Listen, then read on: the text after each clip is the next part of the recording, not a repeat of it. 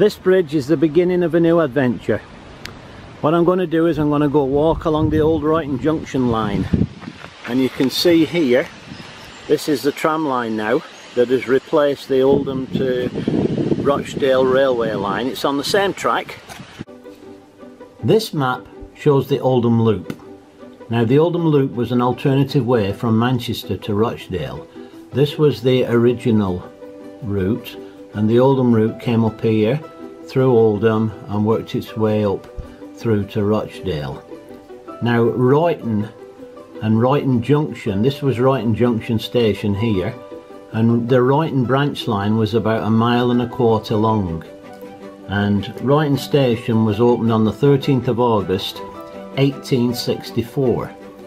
So this here had also had a little loop that just curled around here and came back into Higginshaw Gasworks. I'll explain a little bit more about that later. So this is the route that I'm going to be walking from Royton Junction down to Royton. And over on this right hand side here, it's all covered with vegetation now.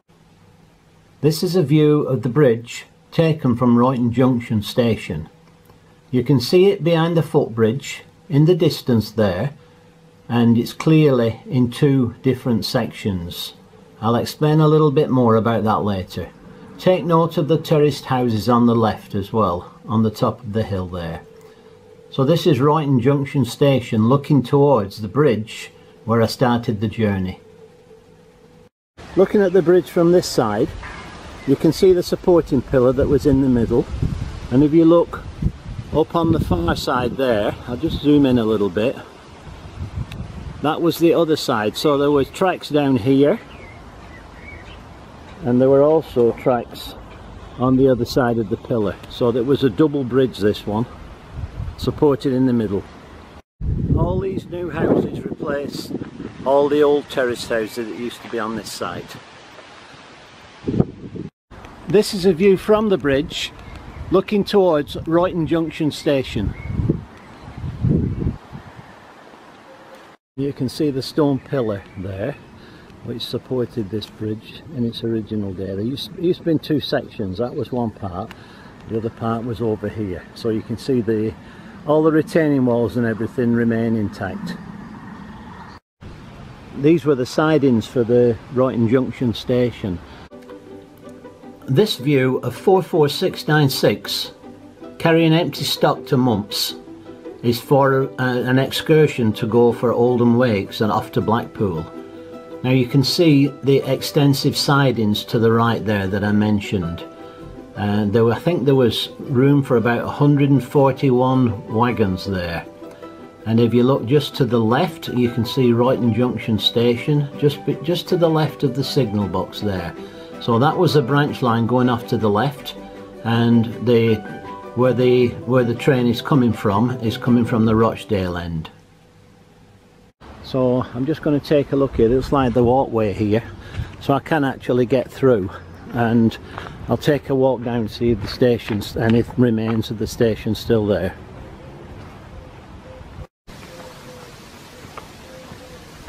It's a pity that all the vegetation takes over because you can't see what used to be there. Still, that's what they call progress.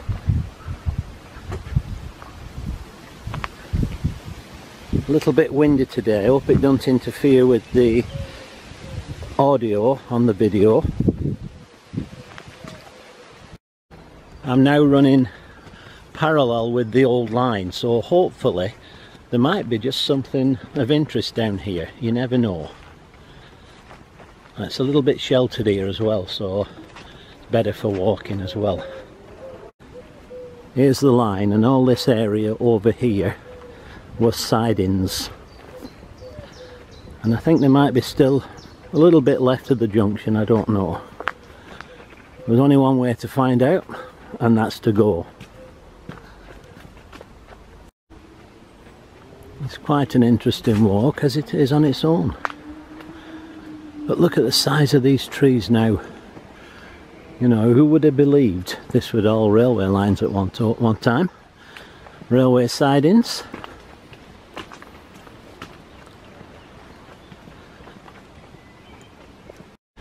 This is a view looking towards the bridge that I just come from.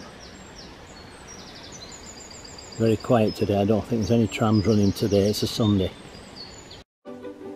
This is another view of the marshalling yard, and what I want you to notice this time is to the bottom right you can see there is a walkway that's made out of sleepers, old sleepers, and it divides the running line from the yard, from the marshalling yard. It was a path that went from Holyrood Bridge and it went down to the signal box, which you can see in the distance there, and then that gave you access to the platform. So it was quite a walk, and it was apparently very difficult on a wet day, but there was a walkway there, and this is the walk that I'm actually going down now. Even though it's surrounded by all trees on the right, you can see I'm still following the same path going down as if I was towards the signal box there. So that's just a view to show you how people could access the station. This is a little bit grainy, this picture, but it shows how passengers could access the path that led down to Holyrood Bridge. So you can see to the left there, they got off from Royton, they would have to go over the bridge, down the other side, and get on the path at the other side. Then they would have to walk down to the bridge that you can see way in the distance down there. So that was Holyrood Street Bridge, and that's where the path came from and to the station. Well, there's something of interest.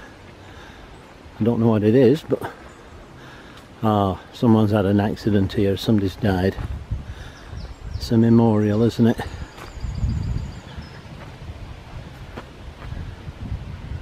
Oh well, sad.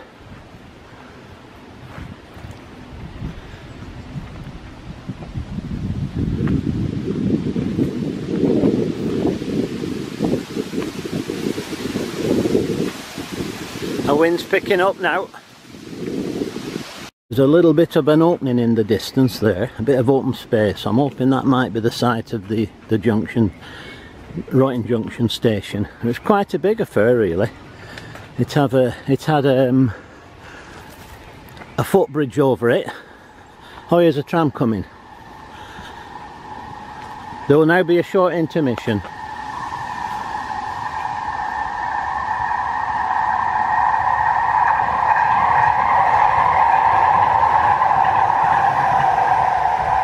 So they are running. Sorry about that, Chief. As I was saying, it was quite a big affair, the Royton Junction Station. Not only did it have the footbridge, but it also had a parachute water tower, and it was quite a big junction actually, and I'm pretty sure this is the site of it, just coming up now, because as these buildings have taken over the site. Let's see what I can see.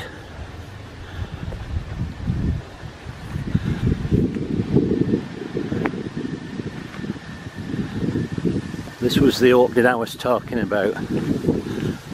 Yeah, that's it. I don't know if we can see any remains of where it branched off. I'll try and get through this bit of a jungle here and see what we can see. Sounds like another tram coming. So there'll be another short intermission.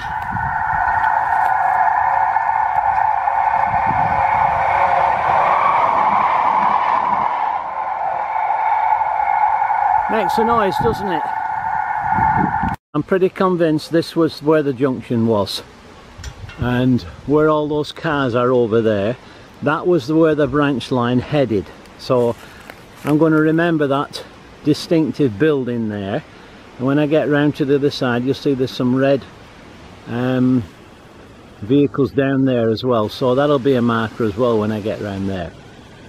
So remember this white building here. I'm going to see if I can get round there. I don't know if I can get in or not, but I've got to work my way around there. So this was the site of Royton Junction Station, and it began the spur which went to Royton itself, Royton Station. And this is a view of Royton Junction Station. The lines to the right go to Rochdale, and Oldham is behind us. The branch to the left is the Royton Junction to Royton Station branch. That's the line. And you'll notice also there's a very distinctive footbridge there, and there's a parachute water tower, and Royton had its own signal box there as well. So this is a view looking from the Oldham end and towards Rochdale and Royton to the left. This is an excellent view of Royton Junction Station. It cost £1,500 when this was built in 1863, and it's quite extensive. It had an open waiting area, a booking office, ticket place, toilets. So for its time it was quite advanced, and you can just see branching off to the left behind the station, that's the platform that takes you down to Royton. So that was a branch going off to the left there. This is what used to be the track bed here. It's not very well accessible now, but you can see these are the disused cars there, scrap cars and stuff, and the line used to run along here where all these buildings were. This used to be the cutting here, and it came out on the main road. So we'll go back to the main road and we'll see whereabouts it came out. I think the bridge is still there.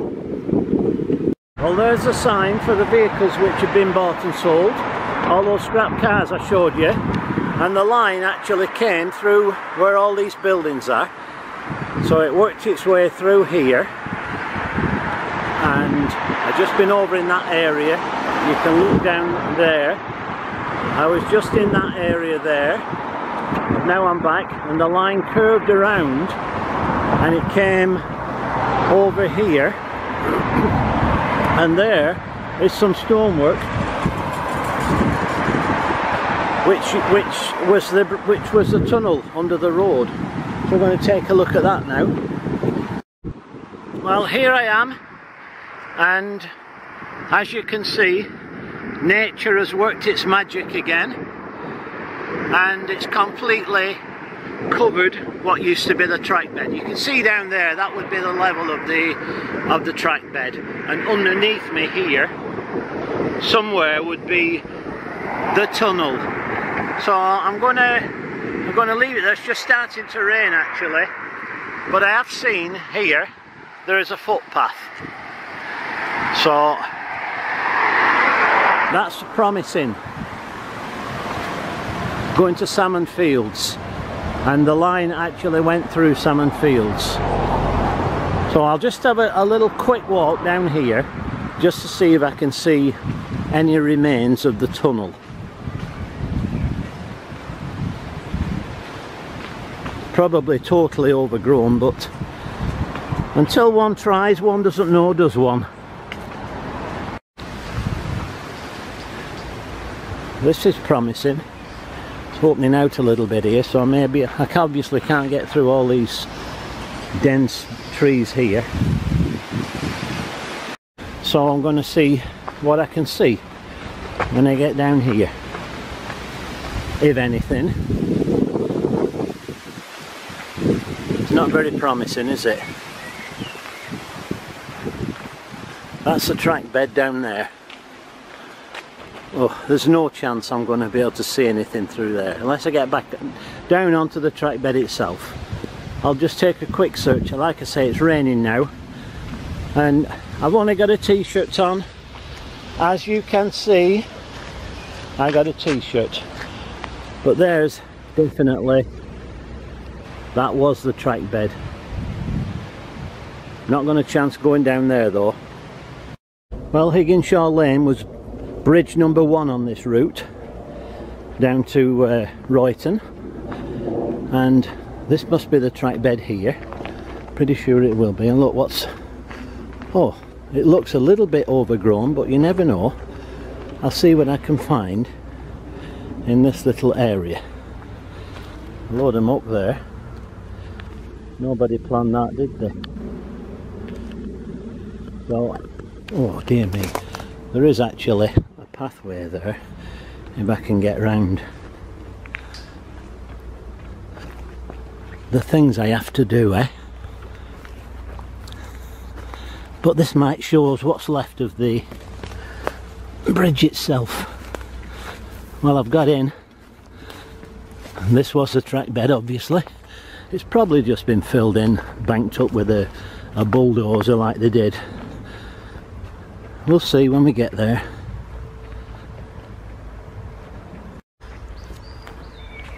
Some more obstructions to undertake here.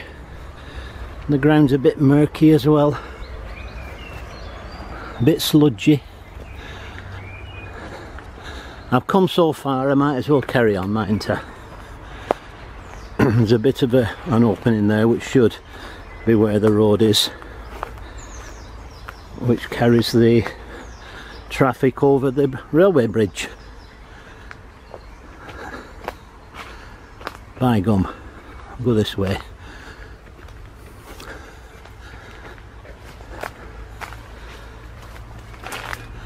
Well, there you are. There's nothing left of it. That's the retaining wall at the top, and the rest of it has just been filled in, as you can see. So no problem, at least we've seen it now. So that was bridge number 1. A Fairborn loco 42287 passes under Higginshaw Bridge. This is in 1955. It shows the extent and the size of the bridge at Higginshaw Lane. This was bridge number 1. Just coming into view on the left is Higginshaw Gasworks signal box, and if you look just to the right of the engine you can see the spur off that runs up to Higginshaw Gasworks. Coming back, I just noticed this little retaining wall which I didn't notice on the way up.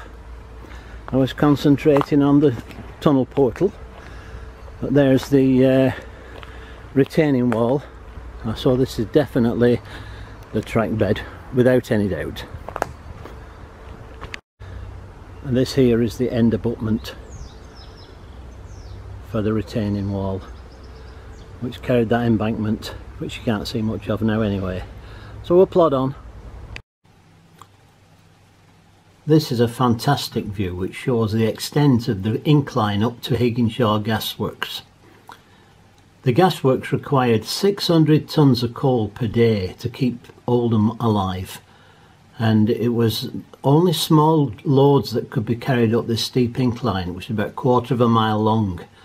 So it was an ongoing deal every day. There was train after train, and they can only take small loads. So normally the load would go up and they would be then taken over by the locomotives that belonged to the gasworks. There was 3 industrial Peckets and an Avonside engine. When they'd taken the load to the top, then they would take a rake of empties back down to Royton Junction. I'm back on track now, excuse the pun. So I'm beginning the 1 in 62 deviance down into Royton. It was quite a steep gradient actually, and nowhere near like the 1 in 27 of the Werneth incline, but 1 in 62 on a wet day causes some brakes to fail, and there were 2 serious accidents at Royton, which I'll go into later on in the video. For now, we're just going to enjoy our nice walk down the track bed.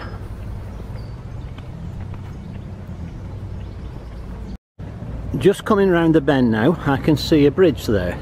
As far as I'm aware, there were 3 bridges. We've finished with bridge number 1, which was Higginshaw Lane. Now bridge number 2 wasn't marked, and there was a further bridge called Salmon Bridge, which the area is called Salmon Field around there, and there was one down at Broadway as well. So although it's not mentioned as a bridge number, it is actually on the plans, but it's vague about it, so I'm going to see if I can find anything out about it. It's a nicely constructed bridge anyway.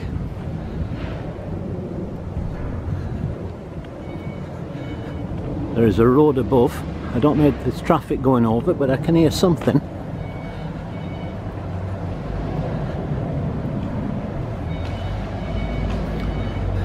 could be left a mystery, I don't know.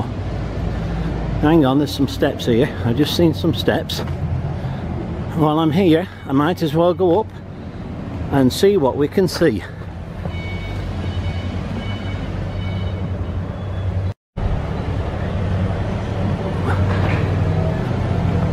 Well, that's good. Oh yeah, I'm going to say it doesn't go anywhere, but yes it does. It doubles back on itself onto the top of the bridge. So I'm now on the bridge, and obviously it is not a road bridge, it is a footbridge. Here it is. There is a road down here. While I'm here, I might as well have a look, see if I can put a name to it. Well, this is all new construction around here, so it could be that this is a new road. I don't know. And what I'll do, I'll look it up afterwards and see if I can shed any light onto it. So I now got to go back through all this now and get back onto the track bed again.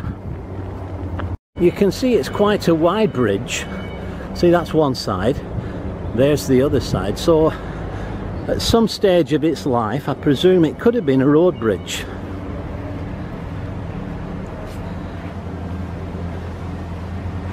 I'm back safely down, which is a miracle in itself. I'm just struggling a little bit with my walking at the moment. I've got a very sore hip, and I'm waiting to see what's going to happen to it. So if you see a bit of camera wobble, it's me wobbling, not the camera. I'm trying to keep it as horizontal as possible.